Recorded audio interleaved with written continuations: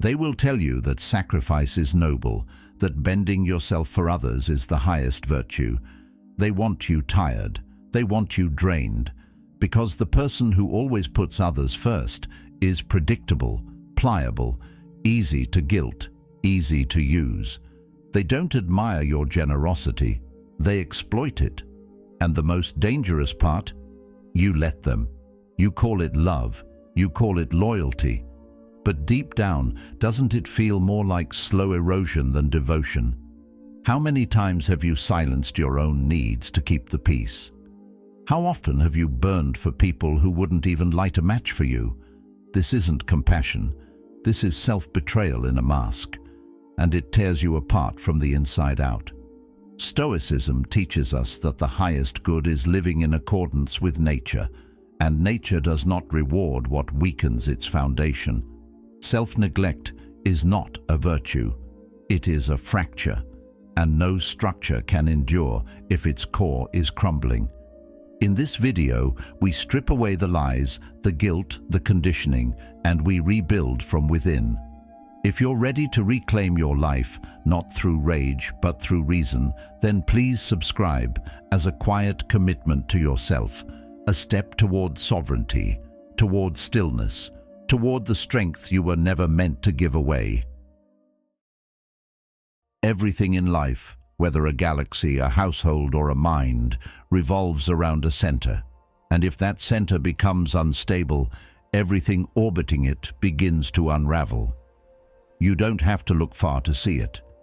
Think of the person who gives and gives, who says yes to every demand, who absorbs every crisis. Look a little closer, and you'll see what they rarely admit: resentment, fatigue, and the quiet collapse of someone who no longer recognizes themselves. The truth is, most people aren't falling apart because of one big blow. They crumble because they've neglected their own foundation for too long. Stoicism reminds us that clarity of mind and strength of soul aren't luxuries, they are duties. If you're not centered, you are reactive. If you are reactive, you're not living, you're being pushed. And when the world starts shaking, if you are not anchored in your own principles, emotions, and self-worth, then every demand, every opinion, every storm will carry you somewhere you didn't choose to go. You are the center of your reality, not in an arrogant sense, but in a structural one. If your mind is fragmented, your relationships suffer. If your energy is constantly pulled in 10 different directions, your vision gets blurry. You can't build anything meaningful when you're constantly rebuilding yourself. And yet, that's what so many people do. They live in fragments. Moments of peace interrupted by waves of guilt. Spurts of focus drowned by endless distractions. Attempts at self-care hijacked by the next emergency. That's not life. That's survival on a loop. A person who doesn't hold their own center isn't just weak, they're vulnerable to being shaped by the chaos around them. You start living on other people's timelines, fulfilling other people's expectations, solving other people's problems. And all the while, your inner compass gets quieter, your values blur, your boundaries dissolve. The Stoics understood this long before modern psychology caught up. Marcus Aurelius wrote, "The happiness of your life depends upon the quality of your thoughts." That's not a motivational quote, it's an instruction. What you allow at your center will shape the orbit of your life. Holding your center means something deeper than setting boundaries or having a morning routine.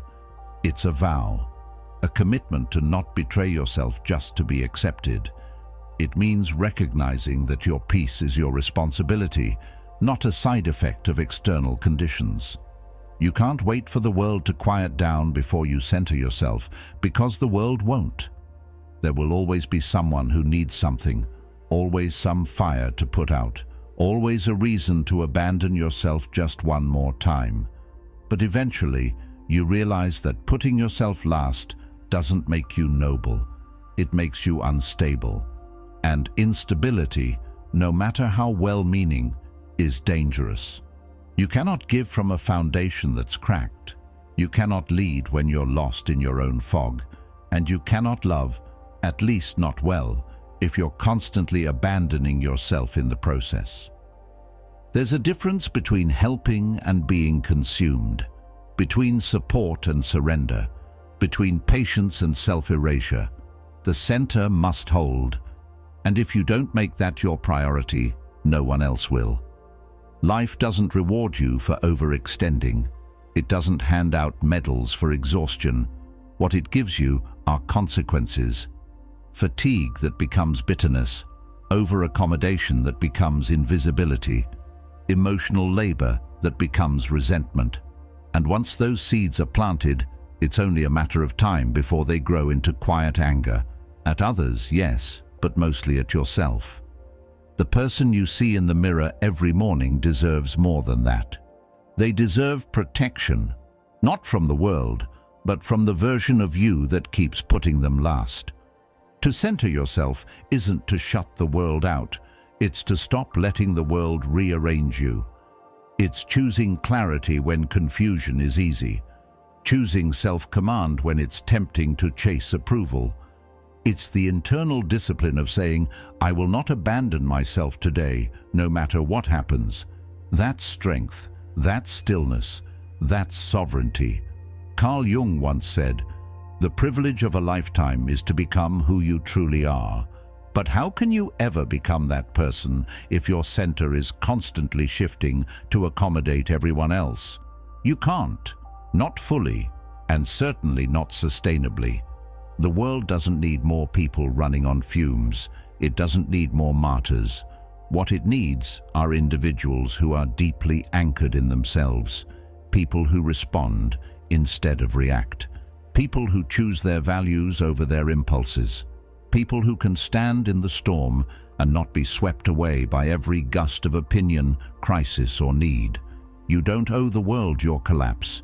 You owe it your clarity. You don't owe people your constant availability. You owe them your grounded presence. And you can't offer either if you keep abandoning your center in the name of being good, liked, or needed.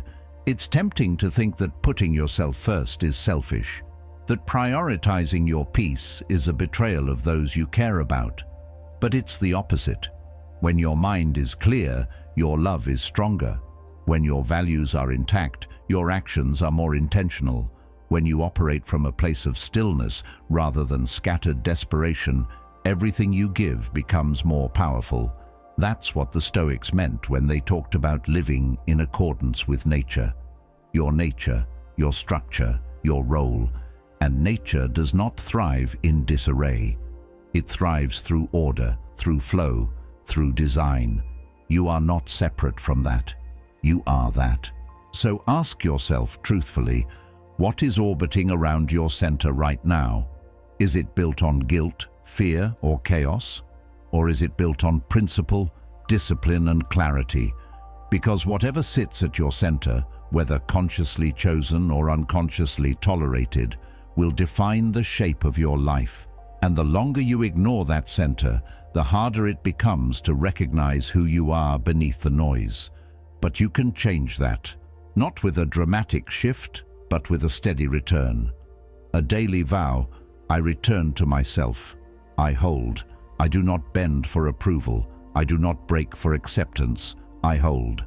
Seneca warned, if you do not know to which port you are sailing, no wind is favorable. Let that sink in. If your center is unstable, even opportunities become distractions. Even help becomes a crutch. Even love becomes a leash. Without direction, everything is noise. But with a solid center, even chaos becomes manageable. You respond instead of collapse. You move with purpose instead of panic. You create from order instead of react from lack. This isn't about being emotionless or cold. It's about being sovereign, self-governed, disciplined, not in denial, but in direction.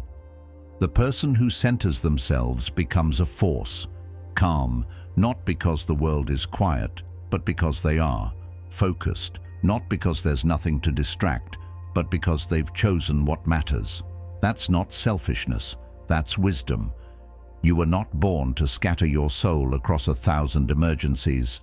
You were meant to be solid, steady, the still point in the turning world, the one who remembers what matters when everyone else forgets. And that starts not with action, but with anchoring.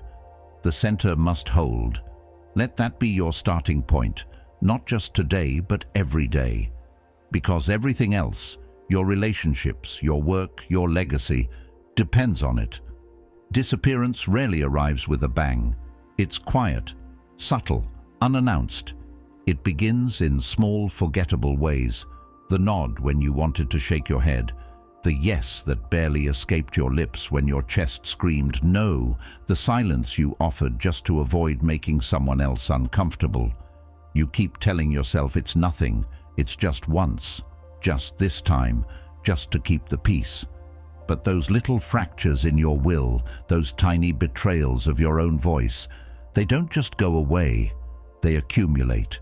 You chip away at yourself one silent compromise at a time, until one day you look around and realize the life you're living feels foreign, like you're performing a role someone else wrote, like you're still breathing, but you're not really there.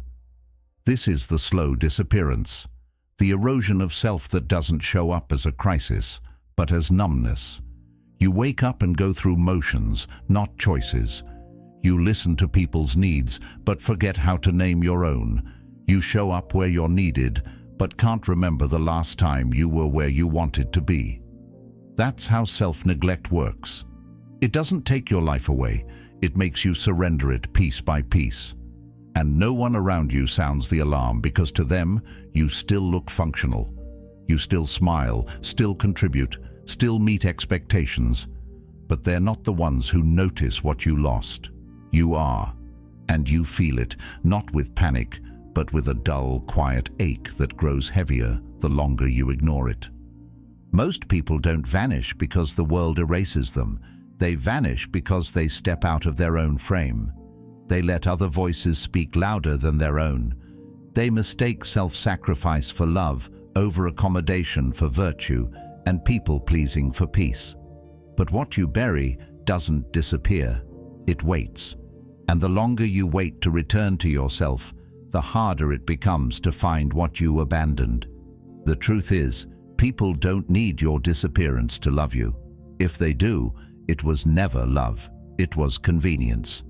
Stoic philosophy teaches us to align our actions with reason and virtue, but that alignment cannot happen when you treat your own needs as disposable. What is reasonable about betraying your own integrity for temporary harmony? What is virtuous about becoming invisible in your own story? It's a strange kind of grief, to miss yourself while still being alive. But that's what happens when you no longer feel rooted in your choices.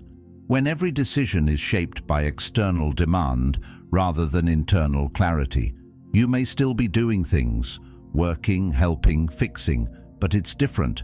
It's not creation, it's containment, not contribution, but compensation. You feel the weight of everyone else's expectations pressing against a self that hasn't had space to breathe in months, maybe years. And eventually, that self gets quieter. Not because it's weak, but because you stopped listening. Carl Jung once said, "The most terrifying thing is to accept oneself completely. Not because the self is so dark, but because it requires full presence. And full presence doesn't allow for constant escape. To truly accept yourself, you must first acknowledge how far you've drifted. How many times you told yourself, 'I'll come back to me later,' and how often later never came. It's easier to give than to reflect. Easier to serve others than to sit in the discomfort of unmet desires and unexplored dreams. But avoidance is not peace. And giving your life to others without giving yourself a home inside it first is not love. It's exile. You were not meant to fade. Not meant to live behind the curtain while others take center stage in your time, your choices, your energy. And you don't reclaim yourself by screaming to be seen. You reclaim yourself by noticing, Noticing when you're shrinking instead of standing. Noticing when you're editing your truth for the comfort of others. Noticing when your presence feels performative instead of genuine. These moments are not failures, they're signals. Signals that it's time to return. There's a quiet strength in choosing yourself again. Not loudly, not defensively, just clearly. A slow return to honesty, to boundaries, to speaking, even when your voice shakes, to choosing your pace, even when the world rushes you, to honoring the small things, rest, solitude, reflection, because you finally remember that your value isn't in how much you give, but in how fully you exist. Epictetus reminded us, know first who you are, and then adorn yourself accordingly. But how can you adorn a self you haven't met in months? How can you stand tall in a structure you've allowed others to redesign? This isn't about pushing people away. It's about returning to the one person you'll live with every second of your life, yourself. That relationship between you and your mind, you and your body, you and your breath, is the most sacred and the most often neglected. You show up for birthdays, for deadlines, for favors. But how often do you show up for your own discomfort without turning it off? How often do you ask yourself what you truly need and wait for the honest answer? Without distraction, without guilt, without the impulse to fix, perform, or please.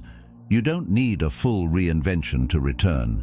You just need one choice at a time, one boundary restored, 1 hour protected, one truth spoken. That's how the reappearance begins. That's how the self returns from exile, not with fanfare, but with alignment. Slowly, the fog starts to lift. You notice your breath again. Your decisions feel deliberate. You start to recognize the sound of your own mind, unfiltered, not shaped by what others want to hear.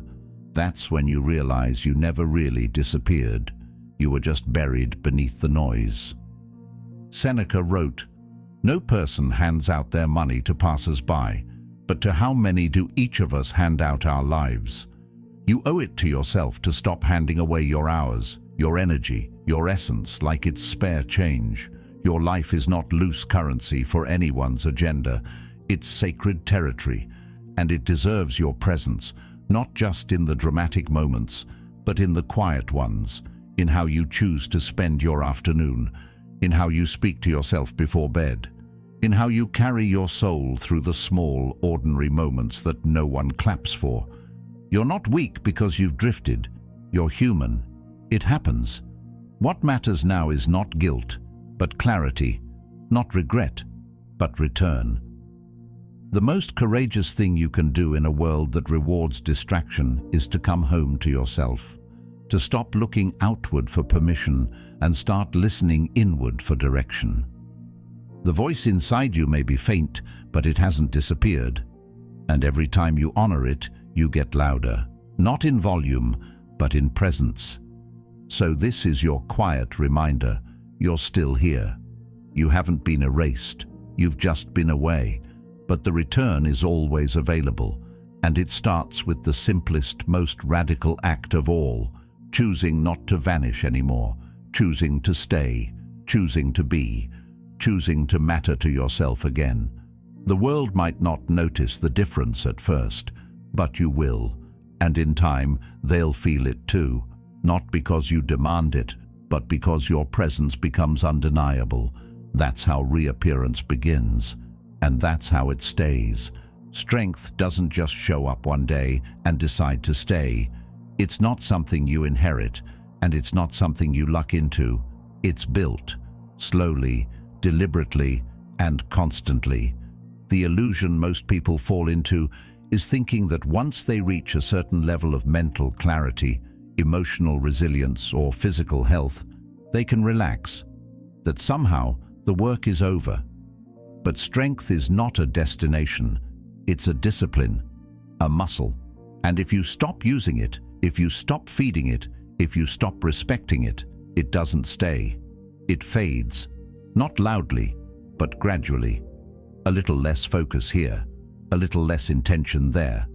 Until one day, the clarity you once had feels distant. The stability you once lived in starts to shake. There's a quiet cost to neglecting what grounds you. When you don't maintain your internal structure, you slowly become reactive. Life doesn't stop just because you did. The challenges, the stress, the noise, they continue. And if you're not anchored, you start slipping.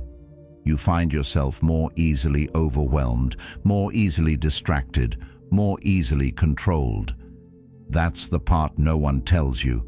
If you don't maintain your strength, someone or something else will shape your weakness. And the more you outsource your stability, the more fragile your life becomes. You might not feel it at first. You might even convince yourself everything's fine. But under the surface, your foundation is thinning. And it only takes one storm to find out how hollow your shelter has become. Discipline is what builds the structure you live in. It's the invisible architecture that supports everything else.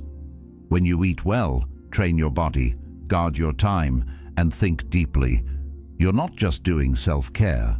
You're protecting your capacity. You're keeping the engine alive. Because life will make demands of you whether you're ready or not. And if you don't have something solid to meet those demands, you'll collapse under the weight of what should have been manageable. Epictetus once said, "No great thing is created suddenly. Strength is not something you practice only when things are falling apart. It's what you build so that they don't." There's a reason the Stoics emphasized preparation. Because they understood that adversity isn't a possibility, it's a guarantee. And when it arrives, you won't have time to build your armor. You either show up ready or you don't. The people who appear unshakable in times of crisis didn't get lucky. They practiced. They practiced discipline on the days they didn't feel like it. They practiced reflection when distraction was more tempting. They practiced silence in a world that profits off noise. Strength is not built during applause. It's built in solitude, in the hours no one sees, in the habits no one praises. That's where you find out who you're becoming, and that's what decides how well you'll hold when the pressure comes. People often confuse strength with intensity, as if being fired up for a few weeks or months is enough to carry them through life. But strength isn't built on emotion. It's built on repetition, on showing up, not in grand gestures, but in the ordinary, unglamorous discipline of consistency. Your health doesn't maintain itself because you exercised once. Your focus doesn't remain sharp because you meditated last week. Your emotional control doesn't stick because you journaled during a hard time. These are practices, not events. And if they don't stay alive in your routine, they die in your reality. It's easy to want to be strong. It's much harder to commit to the systems that make you strong. That means saying no when it's inconvenient, choosing solitude when the noise is loud, resisting comfort when it's calling your name. It means walking into your morning not with chaos, but with intention, knowing that every small discipline, what you eat, how you speak to yourself, how you respond to conflict, is shaping the version of you that will face tomorrow. The future isn't just coming. You're building it, one choice at a time. And the structure you walk into 5 years from now will be made from what you did today, especially when no one was watching. Carl Jung wrote, "What you do not make conscious will rule you, and you will call it fate." Let that sink in. If you don't consciously maintain your internal order, you will be at the mercy of chaos disguised as coincidence. You'll look at your life and call it bad luck or timing, when in truth, you simply didn't reinforce your foundation when you had the chance. Strength isn't about control, it's about consciousness, about knowing where your edges are and choosing to reinforce them rather than ignore them. That kind of strength can't be faked, and it can't be rushed. When you take yourself seriously, everything changes. You begin to see that your time is not disposable. Your energy is not renewable without care. Your attention is not something to hand out freely, and when you treat these things as sacred, the world begins to adjust. Not always kindly, but it adjusts. People start to recognize your limits. Your presence becomes more grounded, your voice more stable. That's the outcome of maintenance. It's not about becoming rigid, it's about becoming reliable. You become someone others can trust, not because you're always agreeable, but because you're consistent, clear, solid.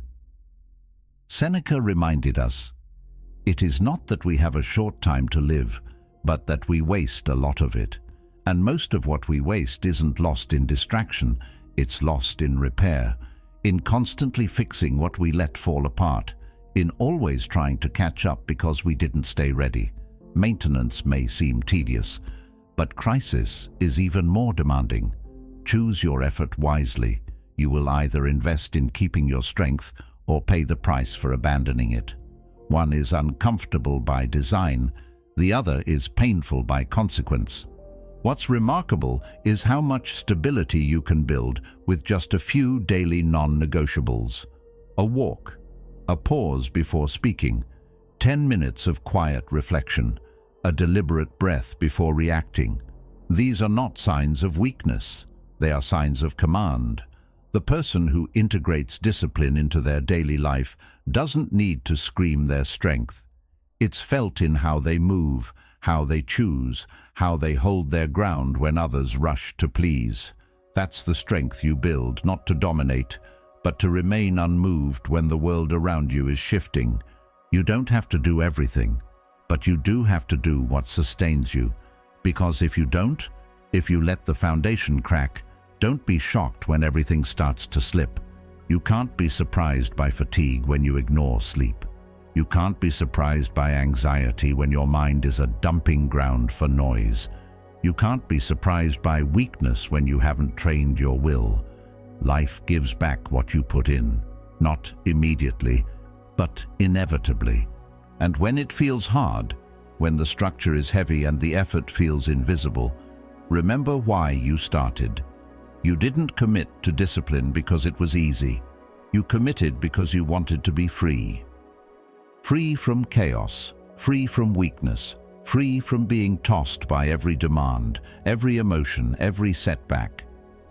You maintain your strength so you don't collapse in moments that matter. You do the work now so you don't have to rebuild later. Plato once said, "The first and best victory is to conquer self." That victory doesn't happen once. It happens every morning you get up and choose structure over entropy, peace over indulgence, purpose over drift. So don't wait for collapse to remind you of what you should have protected. Guard your mind, move your body, feed your clarity, respect your rhythm. These are not trends, they are tools. And when used with consistency, they do more than build strength. They build the kind of life that holds, no matter what comes. Strength demands maintenance, and maintenance is love disguised as discipline. You either care enough to preserve yourself, or you surrender to slow erosion. And if you're listening to this, you already know which path you were meant to walk. Choose it again, today, and every day after. It's rarely the big explosions that drain you. It's the tiny leaks, the moments where you explain yourself 3 more times than you needed to. The times you said yes with a forced smile when everything in you begged for a no. The reflexive apologies that slipped out even though you did nothing wrong. These aren't just habits, they're energy drains. Every small compromise in your emotional boundaries doesn't just take a piece of your peace, it chips away at your presence. And over time, that adds up to something heavy, something that makes you feel like you're carrying everyone else's weight while slowly forgetting how to stand tall in your own. It's not always easy to see it happening. You might think you're just being kind, accommodating, cooperative, but underneath that smile is fatigue. Quiet, constant fatigue. Not the kind that sleep can fix, but the kind that comes from giving too much of yourself away without ever returning home to refill. You feel stretched thin, unnoticed, resentful. And that resentment grows in the places where your boundaries used to be. That's the cost of emotional leakage. It doesn't just deplete your mood, it weakens your clarity. And when clarity goes, confusion walks in and starts making your choices for you. Stoic philosophy has always taught that guarding your inner world is the foundation of peace. Because once someone gains control of your emotions, they control you, not with force, but with guilt, with manipulation, with expectation, and you begin to shape your behavior around other people's reactions. You tiptoe, you edit your truth, you seek approval in the very places that continue to drain you. And it's subtle.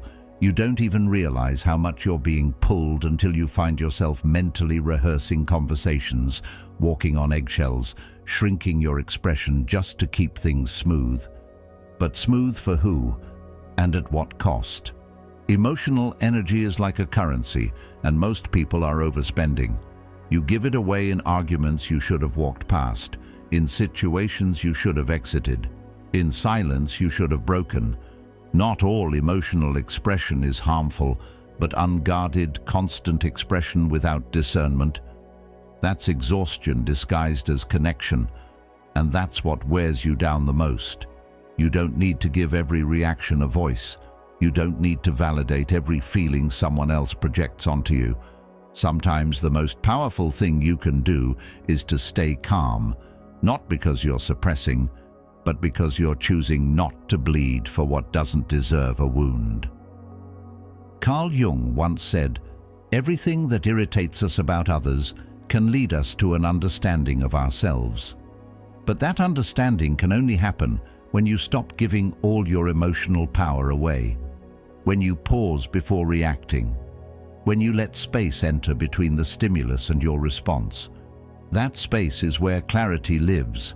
It's where you remember that not every comment needs a defense, that not every question deserves an answer, that not every frown is your responsibility to fix.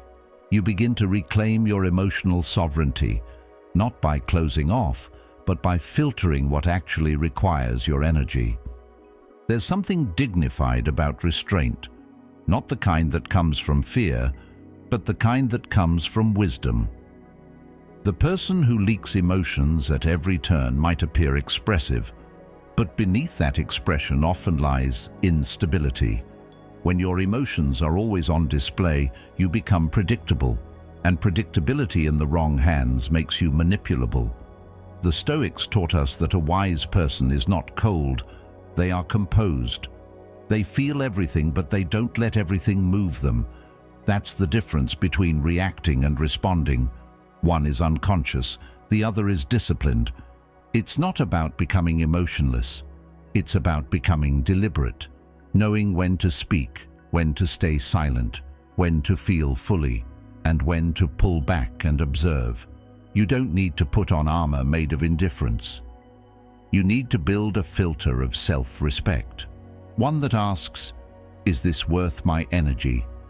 Is this drawing me closer to the life I want, or pulling me further from it? Is this conversation deepening connection or draining my clarity? When you start asking those questions, something shifts. You begin to preserve yourself, not out of defensiveness, but out of alignment.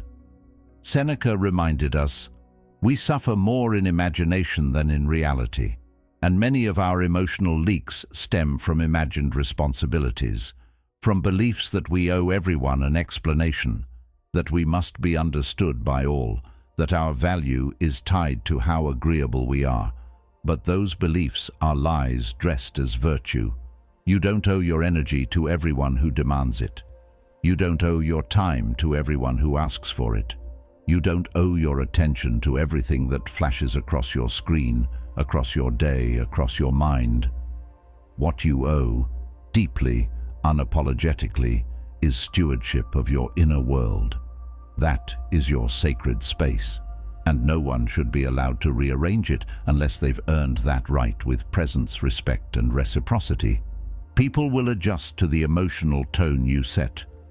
If you're always available, always reacting, always explaining, they will expect that version of you forever. But the moment you start conserving your energy, the moment you begin to say, "not now," or simply remain silent, the balance shifts. They may resist it at first, but eventually they will recalibrate, or they will leave.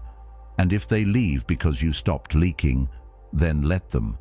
That's not rejection, that's refinement. Aristotle once said, "Knowing yourself is the beginning of all wisdom, but knowing yourself is useless if you don't also protect yourself." Emotional boundaries are not just about others. They are about you learning to live with your own depth without letting it drown you.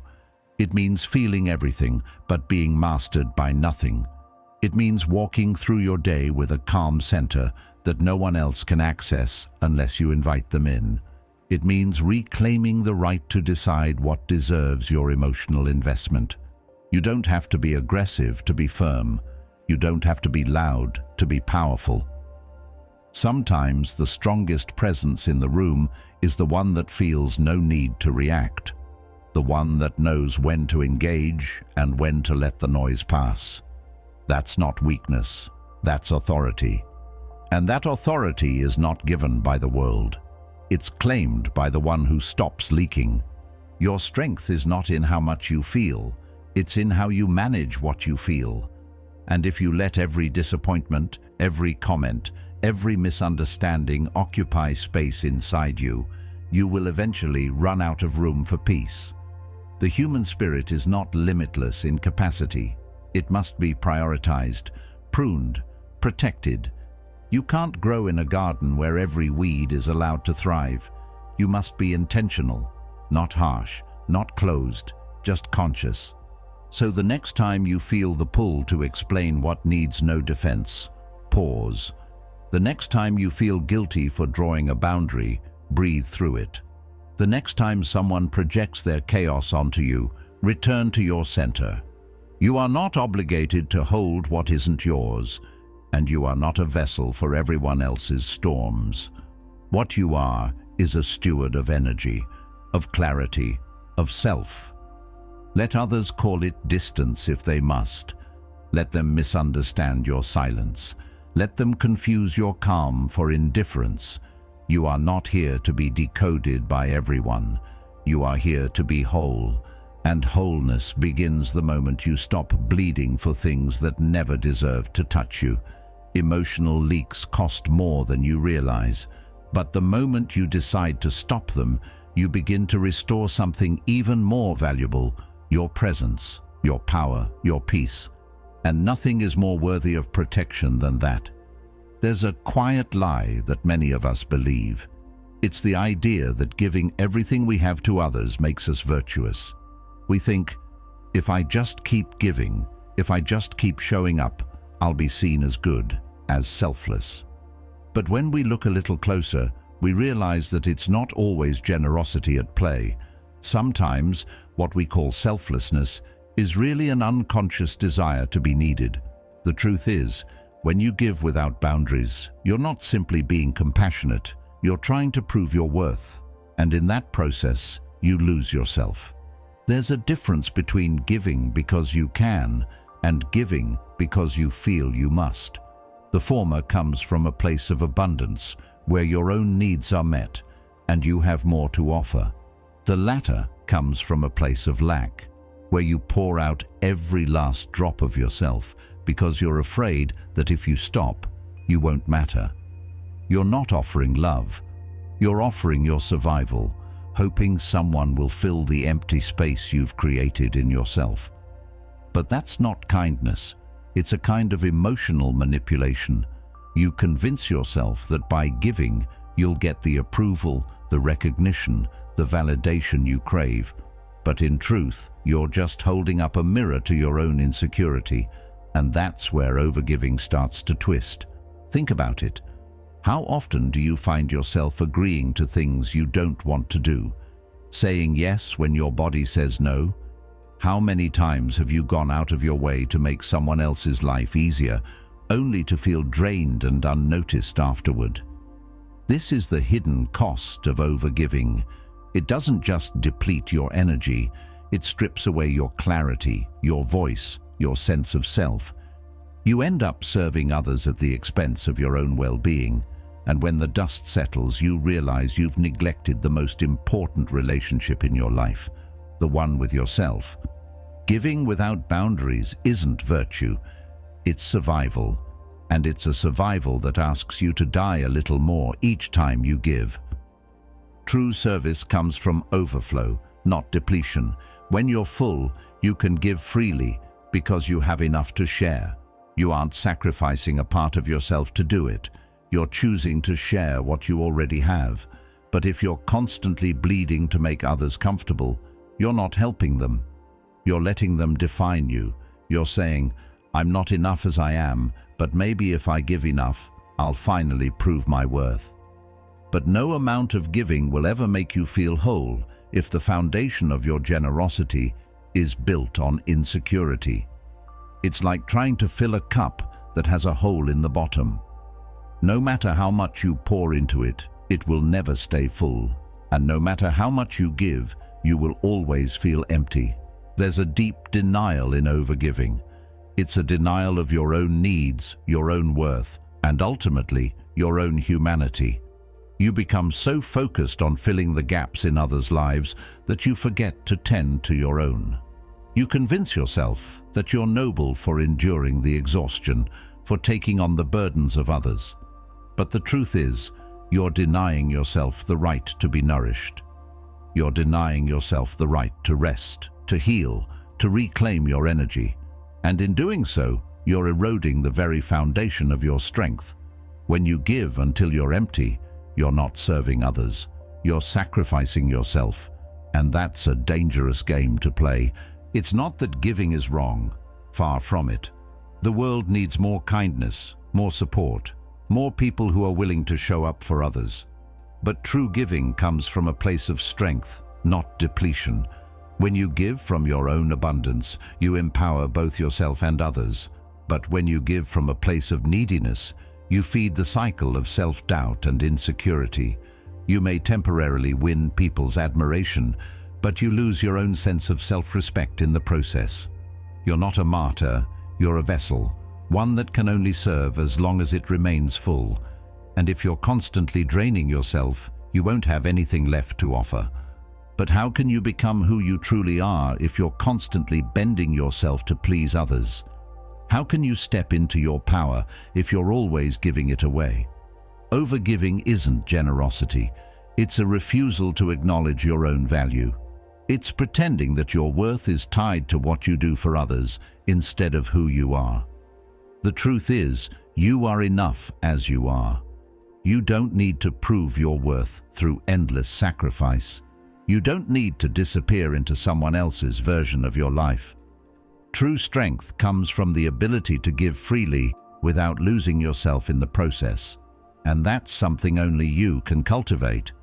It's time to stop confusing self-sacrifice with virtue. It's time to stop pretending that the more you give, the more valuable you become. Your value is inherent, not earned through exhaustion. And the more you realize that, the less you'll feel the need to prove it to anyone. You don't need to bend over backward for others to see your worth. You simply need to stand tall, to hold your own space, and to choose when and how to give based on your own capacity, not out of obligation. Giving should come from a place of strength, not emptiness. It should be a choice, not a compulsion. When you stop overgiving, something incredible happens. You start to feel more whole, more present, more in tune with your own needs. You begin to recognize that your worth isn't in how much you sacrifice, it's in how much you respect yourself. And as you cultivate that respect, you'll find that your relationships grow deeper, not because you're giving more, but because you're showing up as your full self. The people who truly care about you will appreciate your presence, your energy, and your boundaries. They will respect you more when you respect yourself. And those who don't will naturally fall away, leaving you space to nurture the connections that actually feed you. Overgiving is a hidden form of pride because it says, "I will sacrifice myself to prove that I matter." But true service, true love, true strength comes from a place of abundance, not depletion. It comes from recognizing that your worth is not in what you give, but in who you are. And when you can stand in that truth, you'll find that the world doesn't need your sacrifice, it needs your strength. And that strength is rooted in honoring yourself first, not out of selfishness, but out of the deep, unwavering knowledge that you are enough as you are. And when you remember that, you'll have more than enough to give. We often hear the phrase, "The world is a reflection of what's inside us," but the reality is that the world doesn't always respond to who you are. It responds to how you treat yourself. Every interaction, every exchange, every relationship reflects something about your own self-worth. If you treat yourself as a secondary priority, others will too. If you consistently delay your own dreams to accommodate others, they won't suddenly start pushing you to chase those dreams. In fact, they'll likely take it as a sign that your dreams aren't as important as theirs. And that, my friend, is where things start to go wrong. When you diminish your own needs and desires for the sake of everyone else, you teach the world that your boundaries aren't strong enough to be respected. You teach people that you don't value yourself, and as a result, they won't either. At its core, the world doesn't value what you don't value. That's a tough pill to swallow. We like to think that people will see our worth, despite how we treat ourselves, that somehow they'll recognize our potential even when we don't honor it. But life doesn't work that way. We don't get what we deserve. We get what we tolerate. And every time you settle for less than what you truly want, you reinforce that belief. You teach people that your time, your energy, and your spirit are all negotiable. It's easy to point fingers at others for not treating us the way we deserve, but the real question is, how have we taught them to treat us? Take a moment and think about it. When was the last time you said yes when you meant no? When was the last time you put someone else's comfort ahead of your own well-being? That's not kindness, it's self-neglect. And the world notices. It's not that people are intentionally disrespecting you, it's that they've picked up on the fact that you don't respect yourself enough to draw clear lines. And when those boundaries aren't drawn, when the standards aren't set, others will come in and take what they can without a second thought. You can't blame them for it. They're simply responding to the message you've sent. You've shown them that your needs are secondary, that your dreams can wait, and in turn, they've accepted that. Carl Jung once said, "You are what you do, not what you say you'll do." This quote cuts right to the heart of the matter. It's easy to say we value ourselves, to speak words of self-respect, but the real measure of self-worth is in the actions we take. It's in the boundaries we set, the time we protect, the priorities we declare. And just like the universe responds to our actions, so do the people around us. If you act like your time isn't valuable, people will treat it like it's disposable. If you act like your dreams are negotiable, others will assume they don't matter. The harsh truth is that the way the world treats you is often a direct reflection of how you've taught it to treat you. This isn't to say that everyone will be intentionally malicious. Most of the time, it's not a conscious decision to take advantage of you. It's simply that when you don't set the standard for how you want to be treated, others will fill in that space. And unfortunately, not everyone is going to step up and treat you with the respect you deserve if you don't show them that you're worthy of it. It's not enough to expect others to respect you because of your potential or because you've quietly earned their admiration. The world doesn't read minds, it reads actions. And the way you present yourself, the way you honor your own needs and values, speaks louder than any words ever could. This is where the concept of self-respect becomes so vital, Self-respect isn't just about taking care of your body or maintaining a healthy routine. It's about recognizing your worth in every aspect of your life. It's about standing firm in your decisions, defending your time, and protecting your energy. When you show the world that you won't tolerate mistreatment or neglect, you teach others that your presence matters. You give them a blueprint for how they should treat you. And that blueprint is something you lay out through your daily choices. Do you stand up for your boundaries? Do you honor your own desires, or do you put them off for someone else's convenience? You might wonder how to begin this shift. How do you move from a place of self-neglect to a place where your needs come first, where the world starts reflecting your value back at you? The answer lies in small, consistent actions. It starts with you. It starts with the little moments, saying no when you mean it, drawing the line when you feel your boundaries being tested, refusing to tolerate disrespect, no matter how subtle. It's in how you treat yourself when no one is looking. The more you show up for your own needs, the more others will begin to show up for them too. People cannot respect what you don't respect. They cannot value what you don't value. And most importantly, they cannot give you the energy you've been withholding from yourself. We've all heard the saying, "You can't pour from an empty cup," and it sounds cliché, but the truth is, it's spot on. When you don't prioritize yourself, when you don't fill your own cup, it becomes impossible to give from a place of abundance. You give because you feel obligated, not because you have the capacity to do so. And when that happens, you don't give love, you give exhaustion, you give resentment, and you give it at the cost of your own well-being. You teach the world that your energy is endless, when in reality, it's finite. And once that well runs dry, it's too late to fill it again. It's time to stop waiting for the world to validate your worth. The world isn't in charge of your value. You are.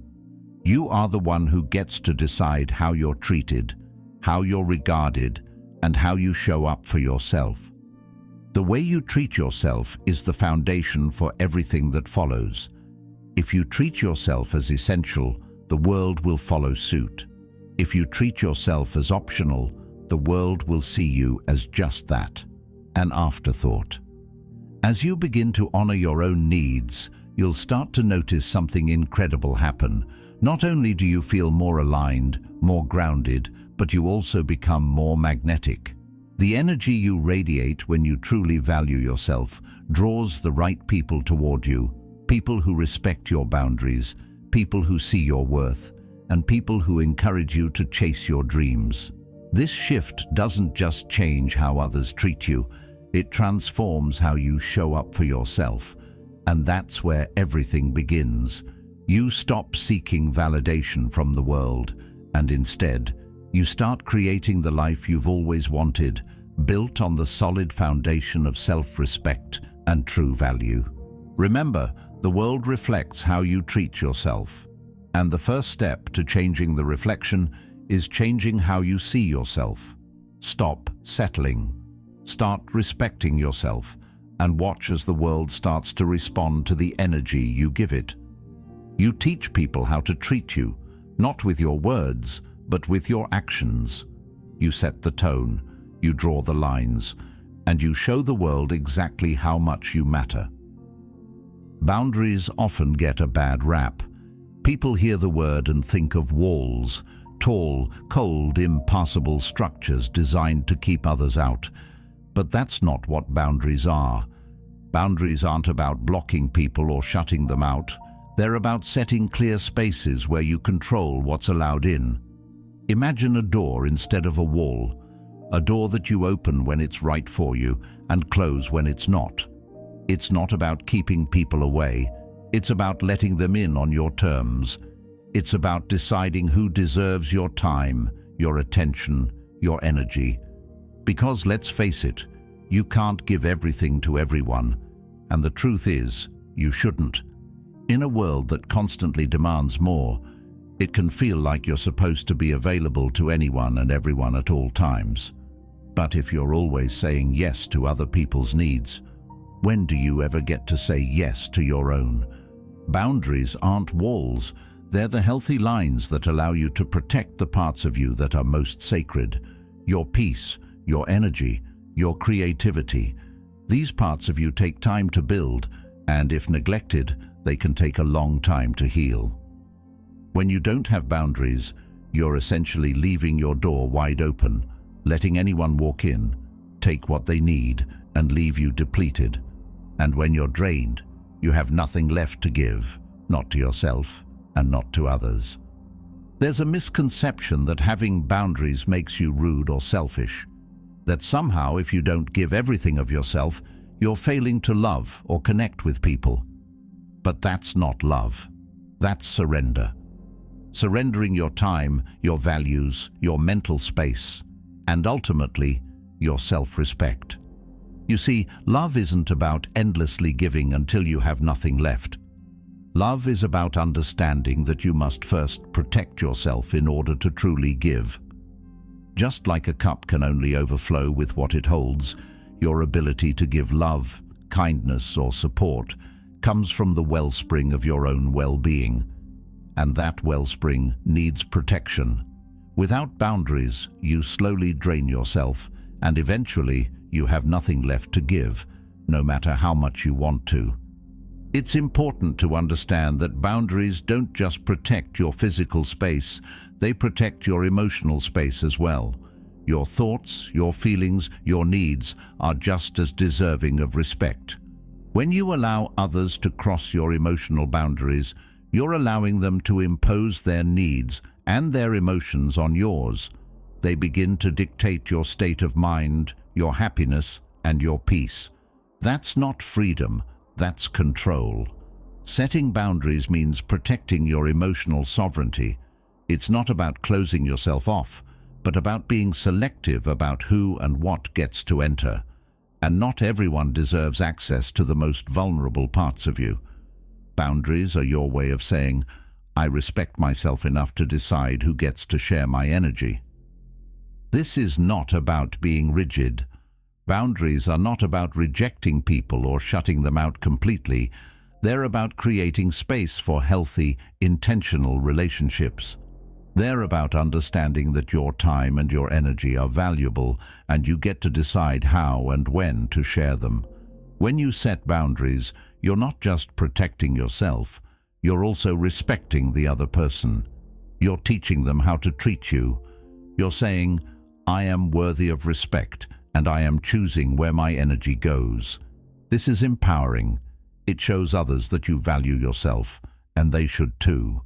When you constantly give without boundaries, you teach people that you're always available, that you have endless energy, that your time doesn't matter. But when you have boundaries, you show them that your time and energy are precious, and you won't give them away without careful consideration. But how can you become who you truly are if you're always giving away pieces of yourself to others? How can you stand in your truth if you're constantly bending to accommodate the needs of others? Boundaries are the key to self-discovery because they allow you to create the space necessary to reflect, to grow, and to become. Without boundaries, you're constantly reshaping yourself to fit other people's expectations, and that's a recipe for living a life that isn't yours. Setting boundaries is an act of self-love and self-respect. It's about deciding that you deserve to be treated with care, and that includes protecting your own time, energy, and mental health. When you don't have boundaries, you let the world dictate the rhythm of your life. People ask for your time, your attention, your help, and you give without thinking. But when you say no, when you decide to protect your space, you start taking control of your life again. You start putting yourself first, not because you don't care about others, but because you know that without your well-being intact, you have nothing to offer. That's the strength of boundaries. They give you the power to show up as your best self, not just as a person who's worn out from meeting everyone else's needs.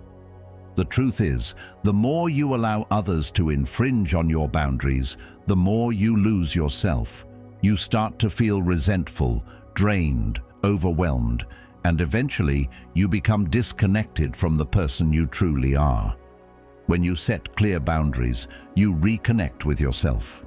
You remember who you are, what you value, and where you stand. You start to operate from a place of strength and clarity, rather than from a place of guilt and depletion. Your boundaries don't just protect you, they help you reclaim your life. Remember, boundaries are not walls, they're doors. They open when you choose. They close when you choose. They allow you to connect with others on your terms, not theirs. And in a world that's constantly pushing for more, for faster, for better, the ability to say no and to protect your time, your peace, and your energy is an act of power. It's not about shutting people out. It's about choosing who deserves to enter. It's about being aligned with your true self and making sure your relationships reflect that alignment. When you start protecting yourself, you'll find that the world respects you more, not less. And that's when you start to live life on your own terms, when you begin to understand that boundaries are not limitations, but liberations. Your boundaries are your birthright. They are the lines you draw to safeguard your peace, to protect your energy, and to ensure that you can give in a way that is healthy and sustainable. You are allowed to decide who gets access to your time, your attention, and your space. Don't let anyone make you feel guilty for choosing yourself. Don't let anyone convince you that saying no is rude. Boundaries are a reflection of self-respect, and self-respect is the foundation of all healthy relationships. When you set boundaries, you're teaching others how to treat you, and you're teaching yourself how to protect what matters most. Letting everyone in isn't love, it's surrender.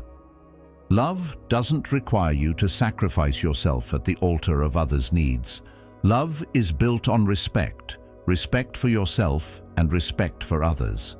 When you set boundaries, you're not just protecting your own peace, you're showing others that they too deserve to be in relationships that honor their boundaries.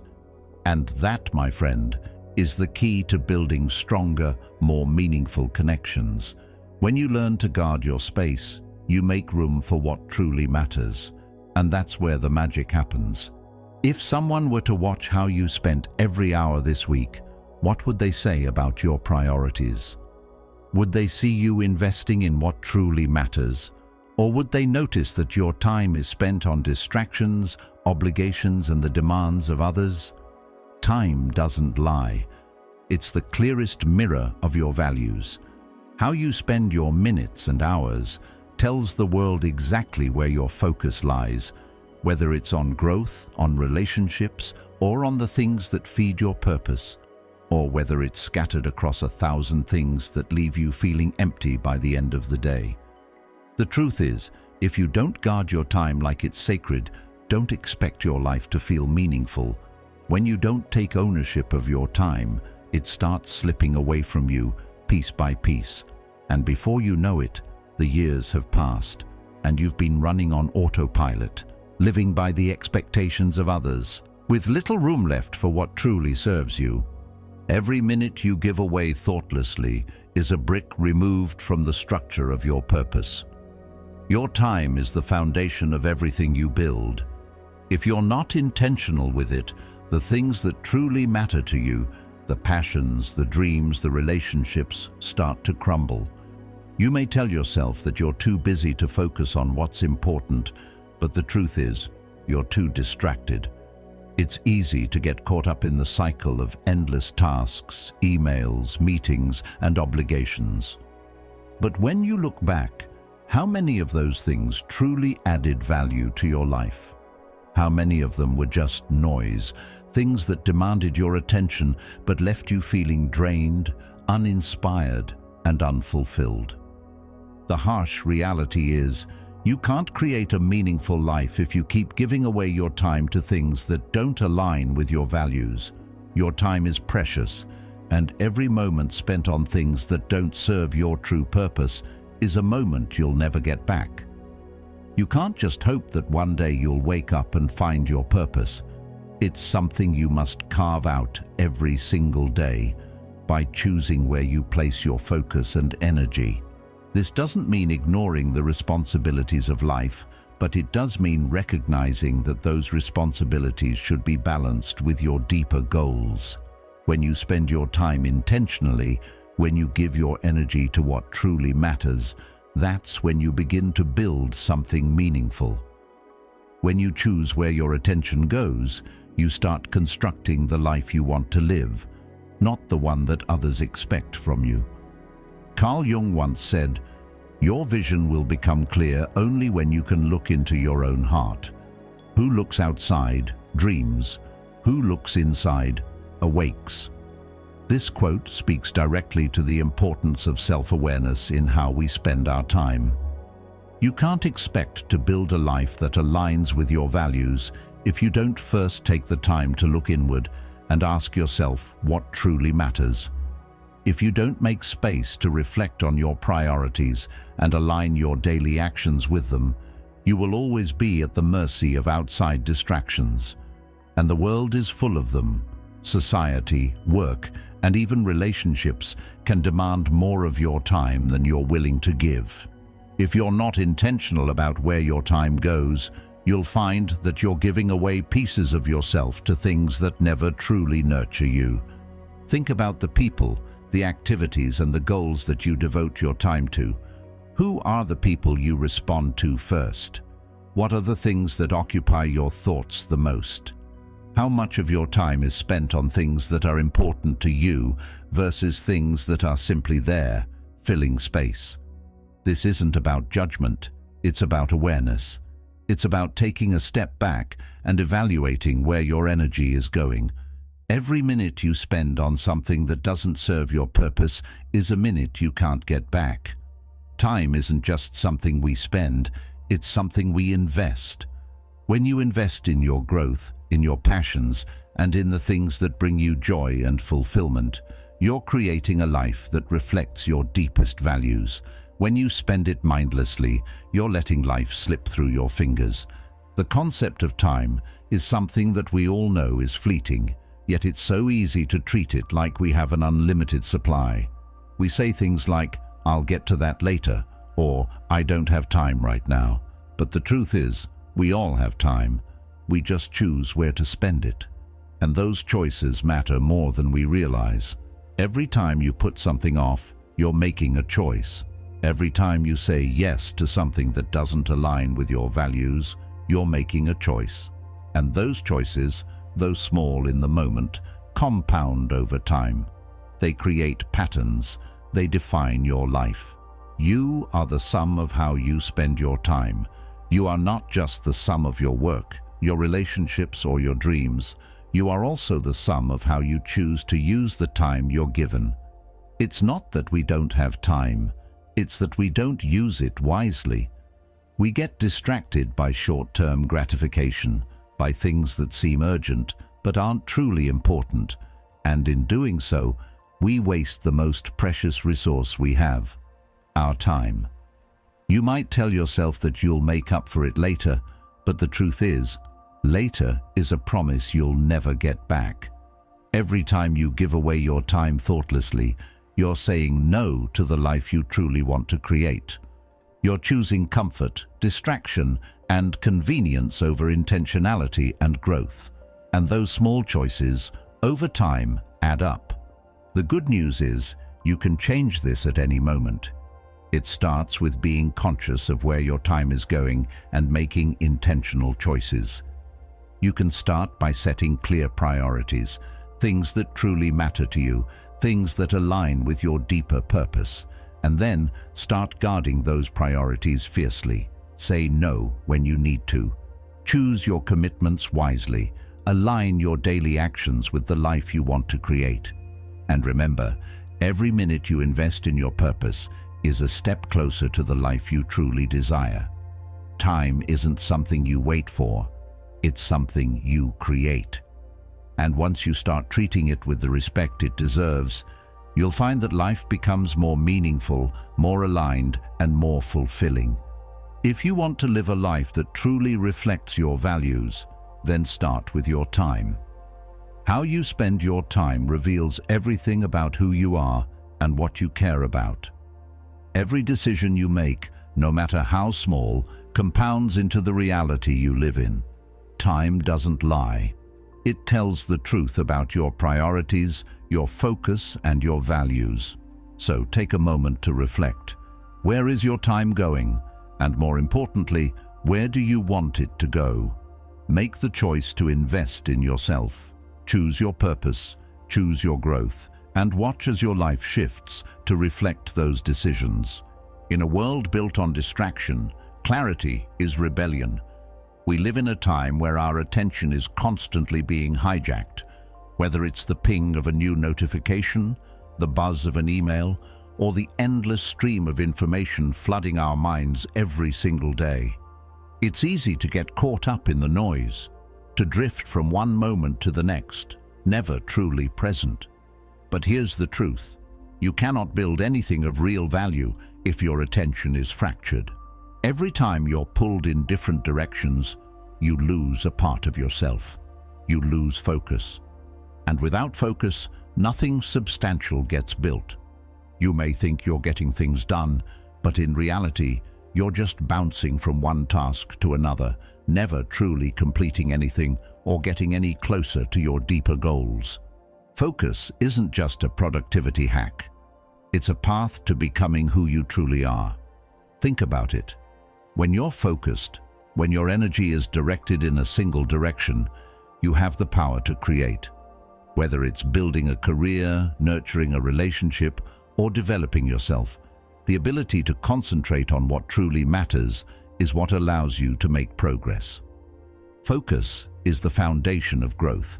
It's the force that turns potential into action, dreams into reality. When you allow your attention to be fragmented, you're not just losing time, you're losing the opportunity to make something meaningful of your life. Each minute you give to something unimportant is a minute you take away from your greater purpose. But becoming who you truly are requires focus. It requires the ability to direct your energy inwards and not let the external world dictate your actions. You have to choose what matters, and more importantly, you have to choose what doesn't. In a world that demands constant engagement, the ability to resist distraction is one of the most profound acts of self-respect you can perform. It's an act of rebellion against the noise, against the constant barrage of information that tells you what you should care about. True power lies in the ability to say no to everything that doesn't serve you, and yes, with intention, to what does. When your energy is scattered, so is your identity. You've seen it before, the person who juggles too many things at once, always running, always reacting, never fully present in any of it. They're busy, but they're not progressing. They're overwhelmed, but they're not growing. And in the midst of all this, they've lost sight of who they really are. Their focus is too divided, their attention too fragmented, and as a result, their sense of self becomes just as fractured. When you allow yourself to be constantly distracted, you don't just lose time, you lose clarity. And when clarity fades, your purpose fades with it. The most successful people in any field understand this principle. They know that focus is the key to mastery. Whether it's an athlete training for the Olympics or an entrepreneur building a business, the ability to focus on the task at hand is what separates those who succeed from those who struggle. Success doesn't come from working harder or longer. It comes from working smarter, from prioritizing what matters and eliminating everything else. Every minute you spend on something that doesn't align with your purpose is a minute wasted. And when you waste enough minutes, you waste your life. Focus is a discipline. It's a muscle that needs to be trained. It's not something you can turn on and off at will. It requires effort, intention, and practice. In the beginning, it's uncomfortable. Your mind is used to wandering, to jumping from one thought to the next. It takes time to train it to stay on task, to resist the pull of distractions. But with time, it becomes easier. The more you practice focusing, the stronger your ability to concentrate becomes, and as your focus strengthens, so does your sense of self. You become more in tune with who you are and what you want. You start to make decisions based on your values, not on the whims of the world around you.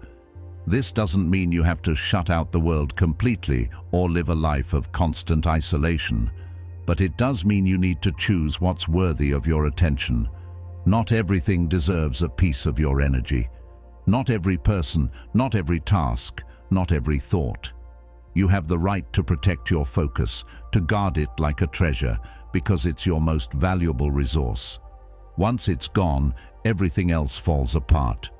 You can have all the ambition in the world, but if your focus isn't clear, you'll never get anywhere. You can have the best intentions, but if your energy is scattered, those intentions will remain just that: ideas, dreams, plans without action. In a world of endless distractions, protecting your focus is a radical act. It's a statement that you respect your time, your energy, and your purpose. It's a commitment to yourself that you won't let anything stand in the way of your growth. Every moment you stay present is a moment you choose yourself. Every moment you focus on what matters is a moment you create your future. Your time is precious, and once it's gone, you can never get it back. That's why it's so important to spend it wisely. Focus is not just about getting more done, it's about getting the right things done.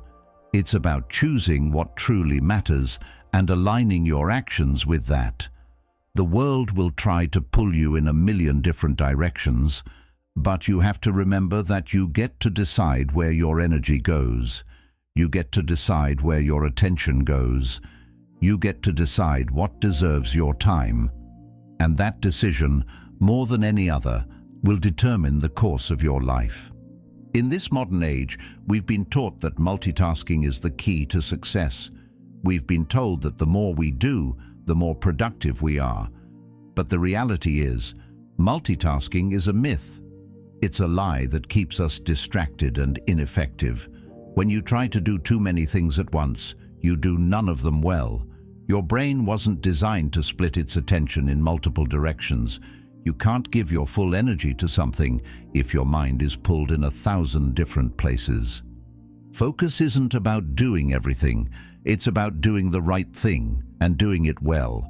It's about saying no to the things that don't serve you and yes to the things that truly matter.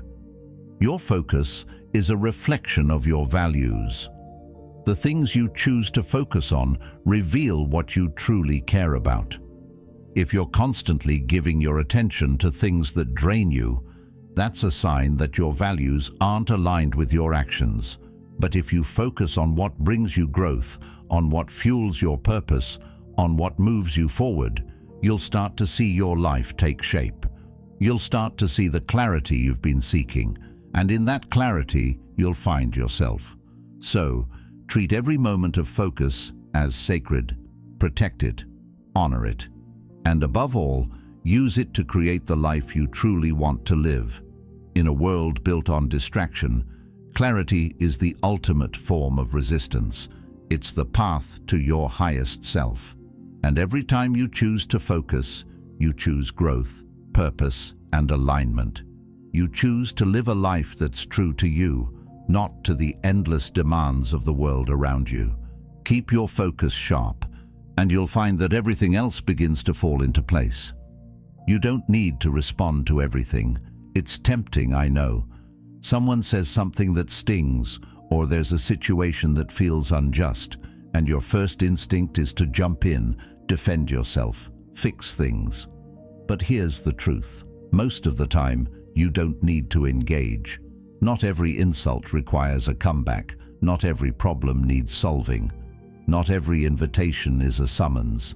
And yet, we often treat life like it's a series of emergencies that demand our attention, our energy, and our emotional response. The truth is, you get to decide what deserves your care.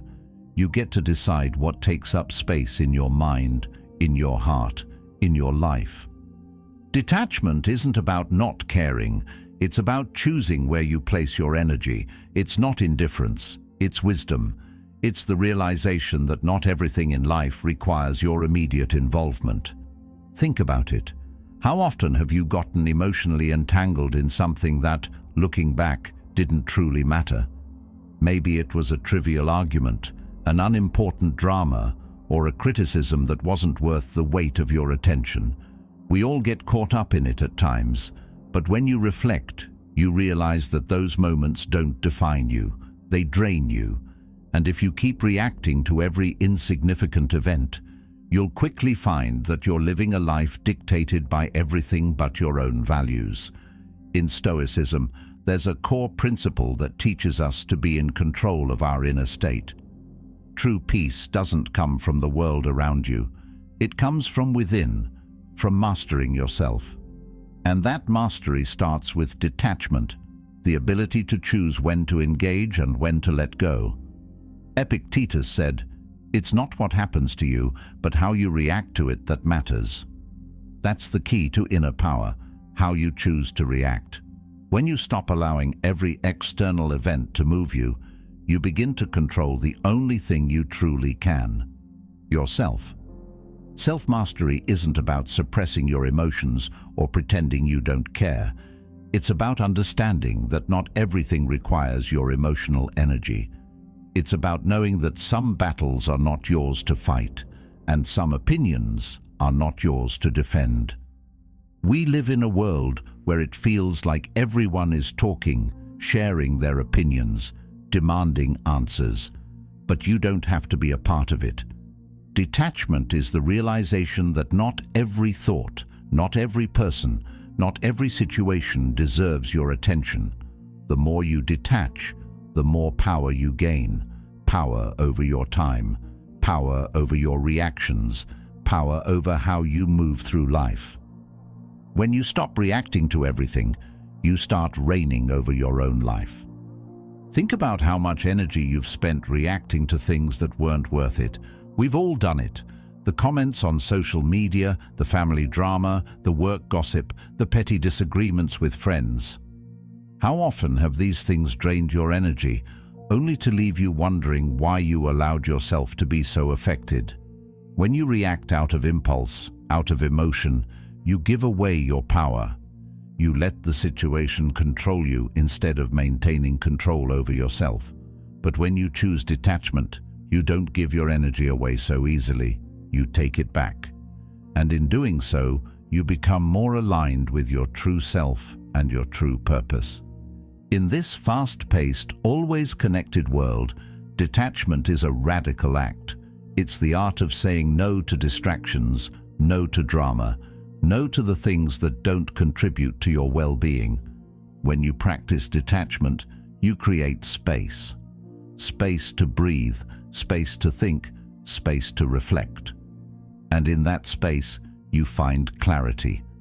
The more you detach from the noise around you, the more clearly you can hear your own voice, your own thoughts, your own desires. You can start living in alignment with your values instead of being swept away by the current of external demands. Detachment doesn't mean you don't care. It means you care enough to prioritize what truly matters. It's the understanding that your emotional well-being is a precious resource, and you shouldn't spend it on things that aren't in alignment with your values. In fact, the more you detach from the things that drain you, the more energy you have to pour into what truly matters, whether that's personal growth, meaningful relationships, or pursuing your passions. The more you detach from the distractions, the more focused and present you become in your own life. The power of detachment lies in your ability to choose what moves you. When you don't react to every external influence, you regain control over your thoughts and actions. You no longer let the world dictate how you feel, how you behave, or how you spend your time. You become the master of your own state. You choose what deserves your attention, what deserves your emotional energy, and what can be let go. When you stop reacting to everything, you create room for what matters. You stop wasting energy on the trivial and you start investing it in what aligns with your purpose. The more you practice detachment, the more you realize that you don't need to engage in every conversation, every argument, or every issue that arises. You become more selective about where you place your focus. And that's where the true power lies. It's the ability to stand firm in your values and not be swayed by the whims of others. It's the ability to keep your peace, your clarity, and your energy intact, no matter what's going on around you. Detachment also gives you the freedom to step back and see things from a broader perspective. When you're constantly in the thick of it, reacting to every situation, it's easy to lose sight of the bigger picture. But when you detach, you allow yourself the space to reflect, to see things as they truly are, not as your emotions would have them appear. This perspective allows you to make decisions from a place of clarity, not from the impulse of emotion. You start acting with intention instead of reacting out of habit. You start reigning when you stop reacting. You start leading your own life when you decide where your attention goes. You start to master yourself when you detach from everything that isn't in alignment with who you are and where you're going. Detachment is the gateway to inner power. It's not about shutting down or turning away from the world. It's about choosing where to invest your energy, where to draw your boundaries, and where to let go. And in that choice, you regain the most precious power of all, the power over your own life. When you stop reacting to everything, you start living with intention, with focus, and with purpose. And that's where true strength begins. You don't have to explain yourself to everyone. You don't need to narrate your growth or justify your choices. In fact, the more you try to explain, the more diluted your impact becomes. Think about it. The oak tree doesn't ask for applause as it rises. It simply grows, steady and strong, without needing validation from anyone. The silence around it only deepens its presence, and that's where the power lies. Silence is not about withholding. It's about allowing your actions to speak louder than words ever could. In today's world, where everyone is shouting to be heard, silence becomes a rare commodity. People are addicted to noise, the constant flow of information, the endless chatter, the need to be constantly visible and validated. But here's the thing. In a world that's so loud, restraint becomes something precious. It stands out. It commands attention, not by force, but by its rarity. People are drawn to what they can't easily get, and silence in a noisy world is as magnetic as it is powerful. The more you hold back, the more your presence fills the room. It's like the air before a storm, still, quiet, and yet pregnant with power. Silence is not weakness, it's control, it's mastery over your own energy. When you speak less, you conserve your power. You don't waste your words, your thoughts, your attention on things that don't matter. And in doing so, you build an aura around you. People begin to wonder, not out of confusion, but out of curiosity. They start to realize that there's depth to you that words can't fully capture. Your actions, the way you carry yourself, the way you engage with the world, those become the language people listen to. When you allow your actions to speak for you, you create a different kind of respect. It's not a respect earned through constant explanation or loud declarations. It's the kind of respect that comes from consistency, from showing up, from doing the work and letting the results speak for themselves. It's easy to talk about what you want to do. It's easy to fill the air with plans, promises, and explanations. But the real impact is in what you actually do, and the more you demonstrate your values through action, the less you'll feel the need to explain them. Carl Jung once said, "The quieter you become, the more you can hear." This is true not just on a physical level, but on a psychological one. The more you learn to embrace silence, the more you hear your own inner voice. You can't hear your true thoughts when you're constantly trying to fill the air with noise. The mind needs space to breathe, to process, to reflect. And when you create that space, when you allow silence to envelop your life, you start to hear things clearly. You begin to understand your own desires, your own motivations, and most importantly, your own worth. Restraint in speech doesn't mean withdrawing from life. It means choosing your words, your responses, and your actions with intention. It means understanding that not everything needs to be explained, not every question needs to be answered, and not every situation needs to be discussed at length. Sometimes your presence is enough. Sometimes the most powerful thing you can do is to hold your ground, stay silent, and let the world watch as you work, as you grow, as you move forward. Your silence becomes a statement, one that says, "I don't need to convince you of my worth. I'm showing you through my actions." In a world that thrives on instant gratification and constant validation, restraint becomes an act of defiance. People who are constantly speaking, constantly defending themselves, constantly seeking approval, are often the ones who have the least to say. They seek attention, but never find the depth that comes from quietude. When you remain silent, you detach from the need for validation.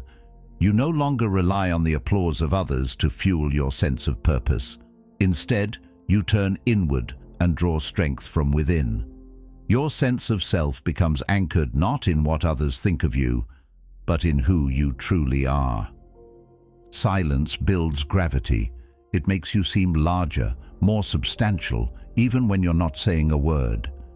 People are drawn to those who are confident enough in themselves to be still.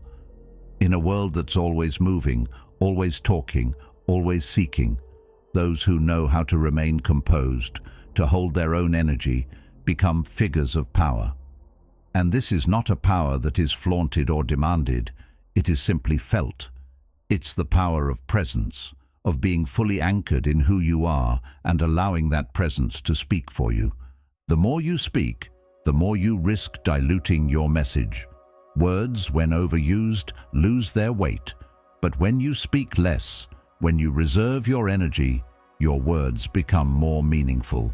Each sentence carries more substance because it's been carefully considered. Each action becomes a reflection of your values because you've put thought into it. When you stop reacting impulsively to every stimulus, you give yourself the space to respond with intention. And this is where your real power lies, not in your ability to fill the air with noise, but in your ability to remain unmoved, to stay centered, and to let your actions do the talking.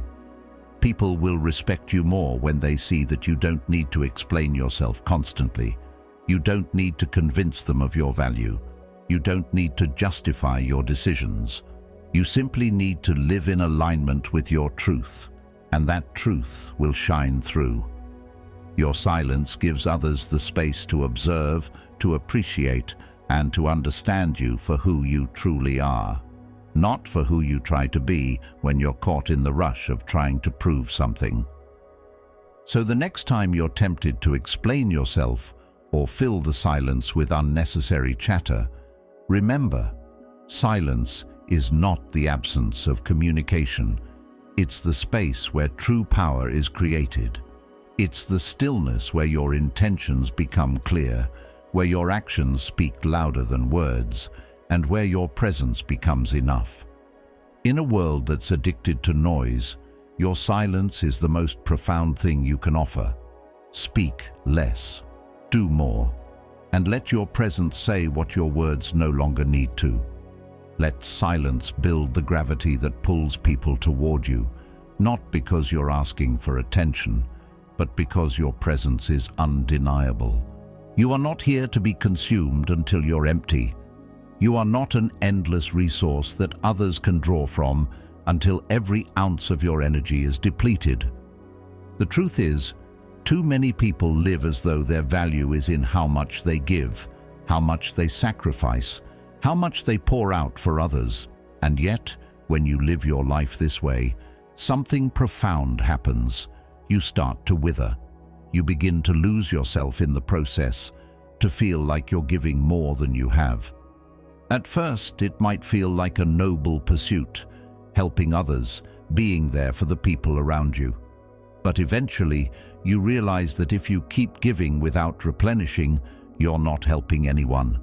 In fact, you're doing the opposite.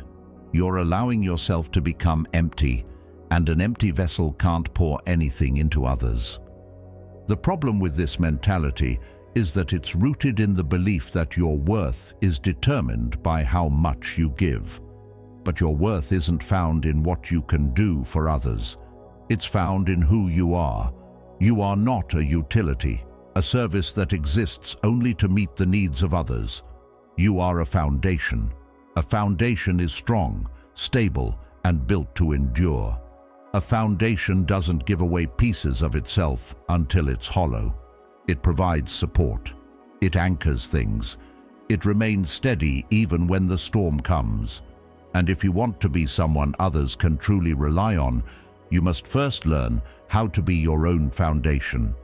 When you prioritize your own growth, your own vision, your own restoration, you don't just become stronger, you become a source of strength for others. You don't need to burn yourself out to be there for people.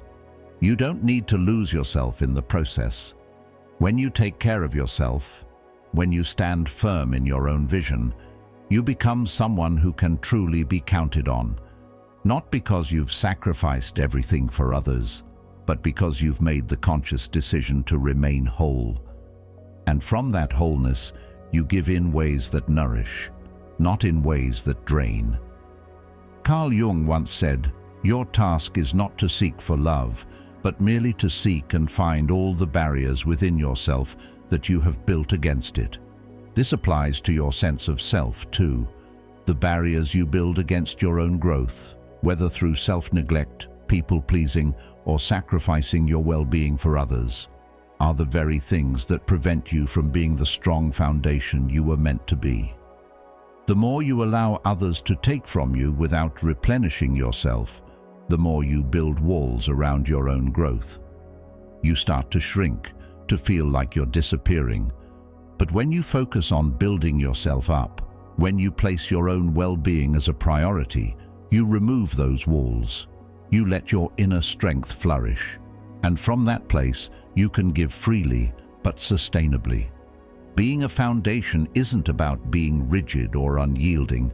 It's about being steady and reliable, but also flexible enough to adapt to what life throws your way. It's about knowing where to draw the line and where to open up. It's about knowing that you can help others, but only when you've helped yourself first. The moment you begin to treat yourself as a foundation is the moment you stop living for others' expectations and start living for your own purpose. You start making decisions based on what aligns with your vision, not just what others need from you. And that's when you become someone people can truly rely on. Not because you've given them everything, but because you've held your ground and remained steadfast in your own path. The world will always ask for more. People will always need more. More of your time, more of your energy, more of your attention. But you must remember that your time, your energy, and your attention are precious. They are not infinite resources to be depleted. You are not a tool to be used until you break. You are a person with a purpose, with a vision, and with a capacity to grow. And the more you focus on nourishing that growth, the more you'll find that the people around you respect you, not because you've given everything to them, but because you've remained true to yourself. They will see that your foundation is solid, and they will trust you more because of it. Strength doesn't come from constant sacrifice, it comes from balance. It comes from the understanding that you are a whole person, not a half-finished project meant to serve the whims of others. When you give, give from abundance, not from emptiness.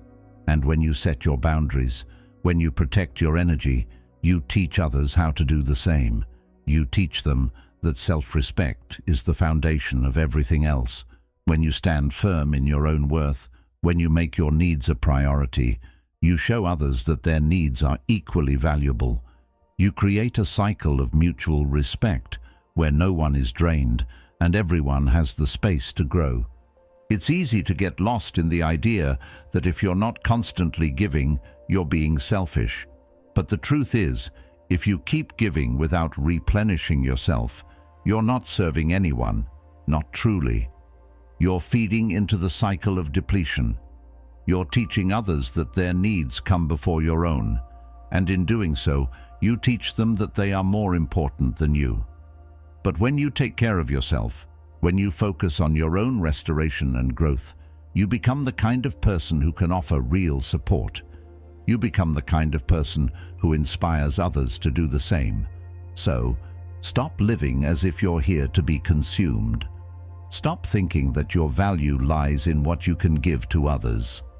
You are a foundation, not a utility. And a cracked foundation supports no one. When you prioritize your own well-being, when you take the time to nurture yourself and honor your needs, you become a source of strength, not just for yourself, but for everyone around you. You don't have to sacrifice yourself to be of value. You don't have to lose yourself to help others. When you stand strong, when you make yourself a priority, you build something that lasts, something that can support others without ever breaking. That's true strength. That's the foundation you were meant to be. And when you become that foundation, you'll find that your life becomes more purposeful, more aligned, and more fulfilling. There will always be people who won't like your boundaries. They won't like your silence. They won't like your detachment. And while it might sting to realize, that's not your problem. That's their discomfort with your clarity. The more you begin to prioritize your peace, the more you start living in alignment with your own values and goals, the more others may begin to feel threatened by it. You stop seeking approval. You stop molding yourself to fit someone else's idea of who you should be, and suddenly, to them, you've become a challenge. A mirror reflecting the areas in their own lives where they feel incomplete, chaotic, or out of control. And rather than face that discomfort, they'll project it onto you, expecting you to shrink, to accommodate, to soothe. But here's the truth. You don't owe anyone that. You don't owe anyone an apology for choosing peace. You don't owe anyone a justification for holding your boundaries, and you certainly don't owe anyone an explanation for your detachment when it's necessary for your well-being. Your peace is your own, and if that bothers someone, it's not your responsibility to fix it. When you're clear about who you are, what you want, and what you stand for, it can make others uncomfortable, especially those who have not yet cultivated their own clarity. But don't let that discomfort make you question your path. Don't let someone else's inability to handle your peace cause you to doubt the power of your boundaries. We live in a world where people often mistake loudness for power, chaos for passion, and constant motion for purpose. But real strength is in stillness. True peace isn't a luxury, it's a discipline.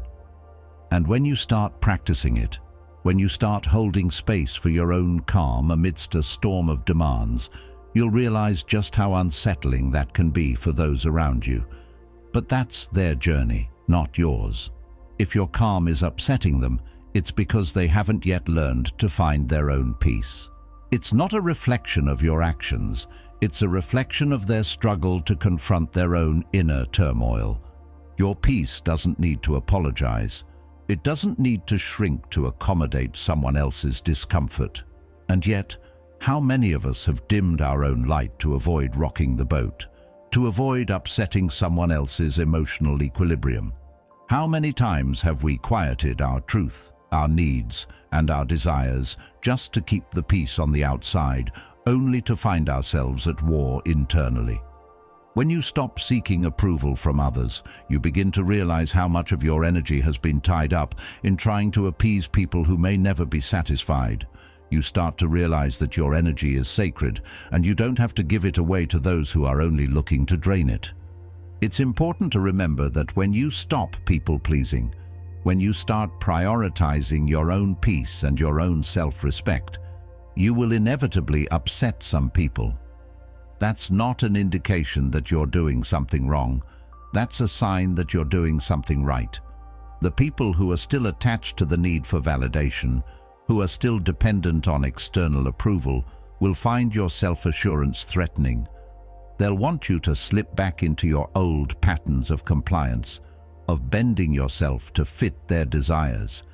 But the reality is, you cannot be the source of healing for someone else if you're constantly sacrificing your own well-being. You cannot fill from an empty cup. If you're always catering to someone else's chaos, you'll lose your own peace in the process. When you stop bending to the whims of others, when you stop asking for permission to be at peace, you become a force of nature in your own right. And that's when the resistance comes.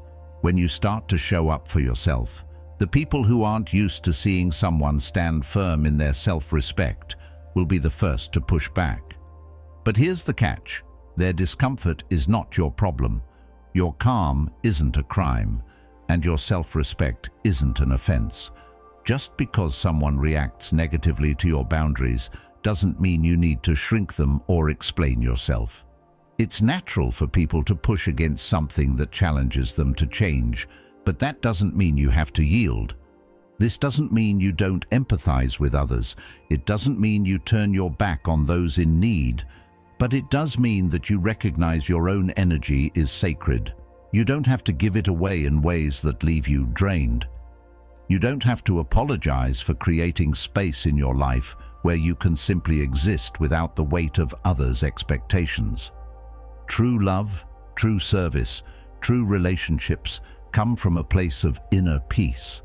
They come from a place where your boundaries are respected, where you are allowed to exist as you are, without needing to explain it, justify it, or shrink it down to make someone else comfortable.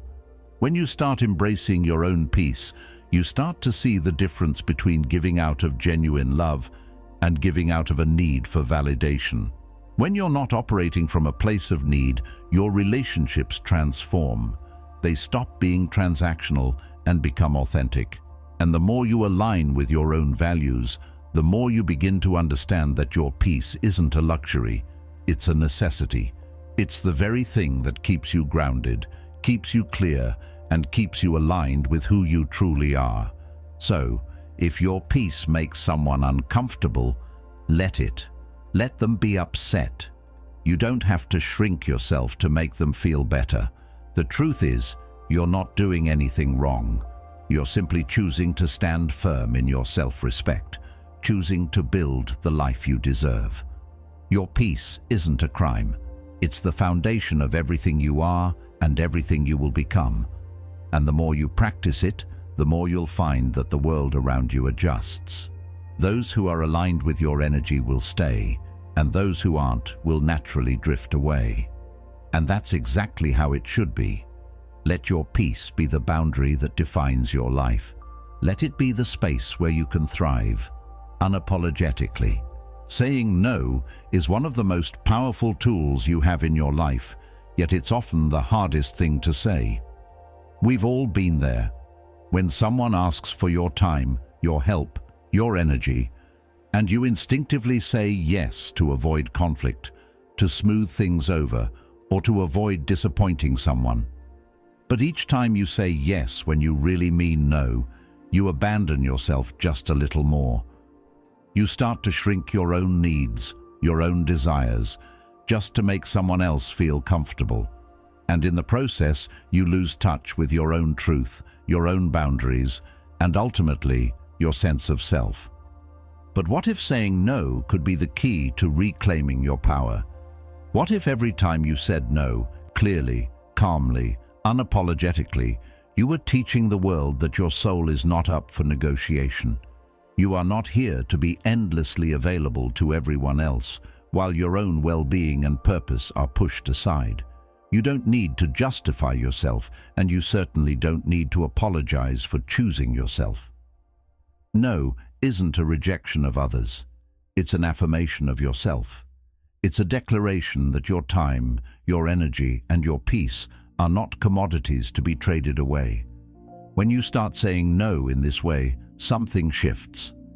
You begin to step into a new kind of freedom, a kind of inner freedom that comes from knowing who you are, what you stand for, and what you will no longer tolerate. In a world where everyone seems to demand something from you, saying no becomes an act of strength. It's not rude, it's not selfish, it's a necessary boundary. Think about how much of your energy gets spent trying to meet everyone else's needs. How often do you find yourself saying yes to things you don't want to do, simply to avoid tension or discomfort? And when you give in like that, you don't just give away your time, you give away your power. The power to choose what aligns with your values, the power to honor your own commitments, the power to protect your own peace. Saying no is your way of protecting that power. It's your way of taking back control over how your energy is spent. And when you start doing that, you stop being at the mercy of everyone else's expectations. How can you build a life that reflects your true self if you're always giving in to demands that don't align with your core values? The truth is, the more you say yes when you mean no, the more you start to lose touch with your own identity. But when you start saying no unapologetically, you begin to reclaim your authenticity. You create space for your true desires and needs. You start to become who you truly are, unapologetically, authentically, powerfully. But saying no isn't just about rejecting the things that don't serve you. It's about affirming what does. When you say no to the things that drain you, you are saying yes to the things that fuel you. You're saying yes to your own growth, to your own peace, to your own purpose. And when you do that, you build a life that is aligned with your true values, not the expectations of others. You stop living on autopilot, doing things out of obligation, and start living intentionally, making conscious choices that serve your higher purpose. In a sense, every no is an act of self-respect. It's a way of saying, I am worthy of my own time, my own peace, and my own energy. And when you start living from that place of self-respect, the world around you starts to respond differently. People start to respect your boundaries because you've shown them that you respect yourself. You become someone who cannot be taken for granted. You become someone who operates from a place of clarity and power, rather than one of exhaustion and compliance. The more you practice saying no, the easier it becomes to protect your time, your energy, and your peace. The more you say no, the more you begin to realize that it's not a rejection of others. It's an act of love for yourself. It's about drawing the line between what you're willing to give and what you're not. It's about prioritizing yourself without guilt or shame, because the truth is, when you say no, you're teaching others how to treat you. You're teaching them that your time is precious, that your energy is valuable, and that your well-being matters. And when you stop apologizing for your no, you start to live with integrity. You stop compromising who you are for the sake of others' comfort. This doesn't mean you have to be rigid or closed off to the world. It simply means that you are discerning about where and how you invest your energy. You don't have to please everyone, and you don't have to be everything to everyone. You are allowed to prioritize yourself, and in doing so, you become more present, more authentic, and more powerful in your relationships with others. When you stop saying yes to things that deplete you, you become more available for the things that truly matter, things that bring you joy, things that align with your values, things that fuel your purpose. And don't worry about how others might react to your no. It's natural for some people to be disappointed or upset when you set boundaries. But that's their issue, not yours. When you set a boundary, you're not responsible for how others feel about it. You're responsible for protecting your own peace. And anyone who truly cares about you will respect your boundaries. They will understand that your no isn't personal. It's a reflection of your commitment to yourself, your growth, and your well-being. Those who don't respect it may not have a place in your life for much longer, and that's okay. The people who matter will stay, and they will value you more because of your strength to say no. Saying no is one of the most empowering things you can do. It's a way of taking back control over your life and your energy. It's a way of saying, I am worthy of my own peace. And when you start saying no with confidence, without explanation or apology, you begin to step into your true power. The war for your time, your energy, and your peace ends when you stop negotiating with everyone who wants a piece of you. And in its place, you'll find a life of purpose, clarity, and authentic connection. You'll begin to realize that the more you protect your peace, the more you become a force in your own life and the lives of those who respect you. So don't be afraid to say no. It's the beginning of inner freedom and the start of a life that truly belongs to you. Self-prioritization often gets misunderstood. People think it's about becoming cold, detached, or selfish, but in reality, it's about becoming ready. Ready to give, ready to love, ready to lead, not out of desperation, but from a place of strength. There's a misconception that focusing on yourself means isolating from others, but that's not the case. In fact, prioritizing yourself creates a foundation for everything else in your life.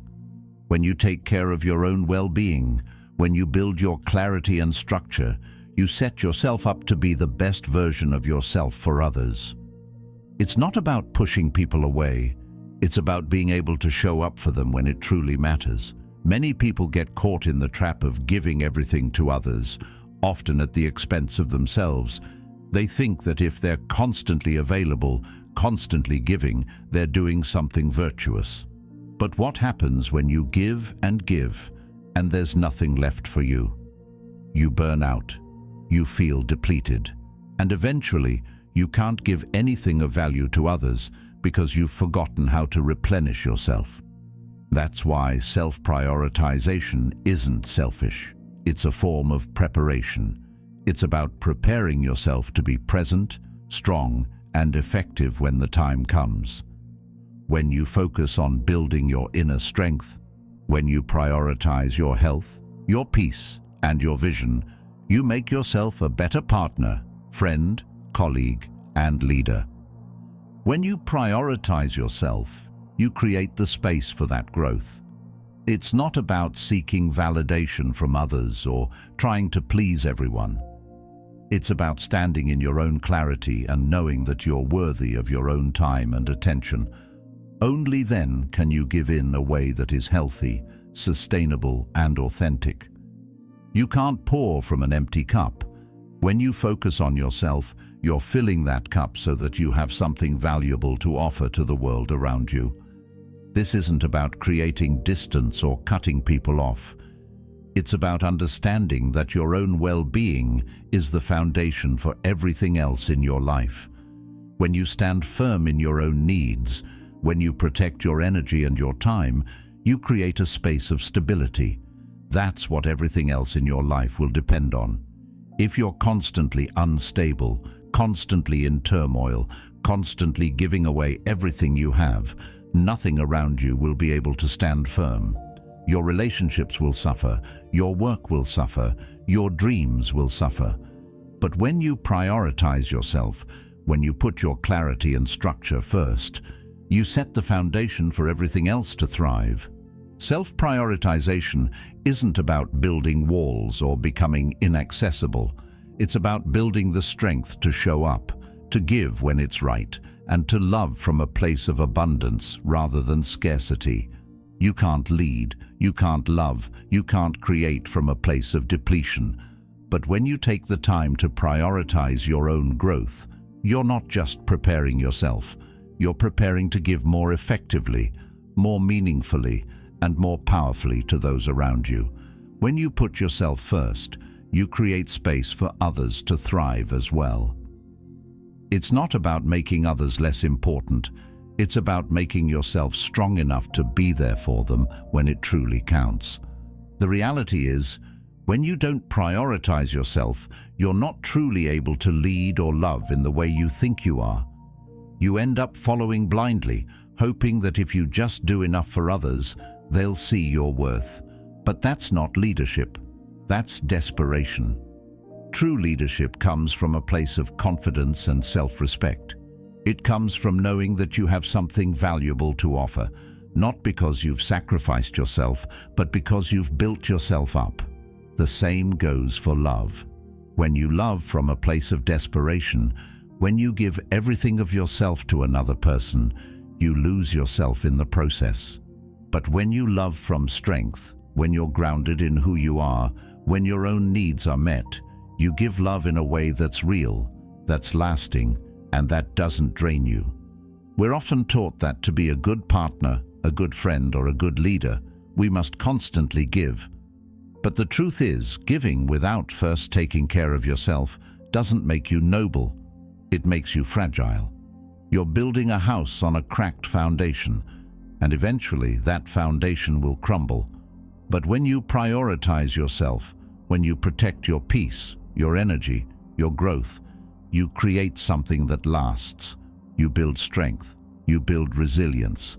You build the ability to give from a place of stability, not from a place of exhaustion. This isn't about ego. It's about equilibrium. It's about finding balance in your life, between your needs and the needs of others, between your aspirations and your responsibilities. When you prioritize yourself, you're not saying that others don't matter. You're saying that you matter too. You're saying that you deserve the space to grow, to restore, and to thrive. And when you give yourself that space, you become someone who others can rely on, not because you've sacrificed yourself for them, but because you've built yourself up into someone strong, clear, and centered. Self-prioritization is the foundation of everything else in your life. It's the anchor that keeps you grounded, the fuel that keeps you going, and the clarity that guides your decisions. When you make yourself a priority, you're not just preparing yourself for the challenges ahead. You're preparing to lead, to love, and to build the life you've always wanted. And in doing so, you create a life that's not just meaningful for you, but meaningful for those around you as well. So, the next time you feel guilty for saying no, or the next time you question whether you should put yourself first, remember this: you are not here to be consumed until you're empty. You are here to build a foundation, one that is strong, steady, and capable of supporting everything you want to create in your life. Prioritize yourself and watch everything around you begin to align. Your strength, your peace, and your growth are your own responsibility. When you prioritize yourself, you lay the foundation for everything else in your life to thrive. Don't let anyone, including yourself, convince you that you're not worth the effort. Stand strong in who you are, and everything else will follow. Thank you for being part of Stoic Journal. If this message resonated with you, I invite you to explore more by watching one of the suggested videos on the screen. Keep growing, keep reflecting, and remember, your clarity is your power.